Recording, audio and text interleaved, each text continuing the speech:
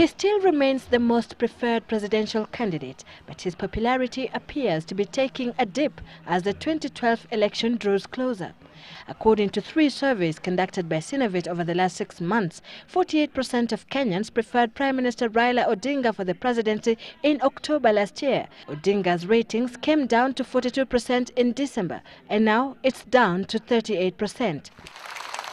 Meanwhile, one of his deputies, Uhuru Kenyatta's popularity has increased by 4 percentage points within the same period.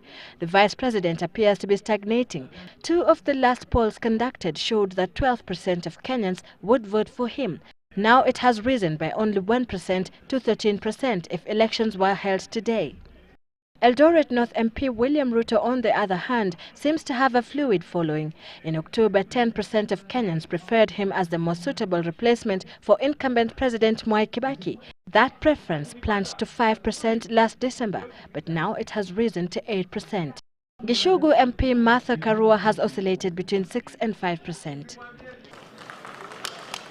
Despite being the most preferred presidential candidate, Odinga wouldn't escape the likelihood of a runoff, a possibility that leaves his presidential ambition hanging in the balance, especially if Kenyatta, Ruto, Musyoka and Eugene Wamalwa, who have been touting an alliance, rally their supporters behind one of them, which would, all other factors held constant, show up their combined tally of the votes to 42%.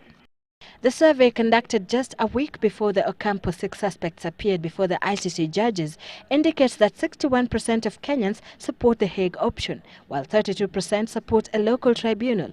However, majority of those who support Raila Odinga as a presidential candidate want the Hague option at 82%, while majority of those who support William Ruto prefer the formation of a local tribunal at 63%. If I found that the blue here for Mr. Ruto was 90%, favoring the Hague, and only 10% wanted a local tribunal or forgiveness, I would say these people are not paying attention to the news, or they're so confident that he's going to be exonerated that they actually think that Mr. Ruto's presidential prospects will be boosted by going to the Hague and being acquitted.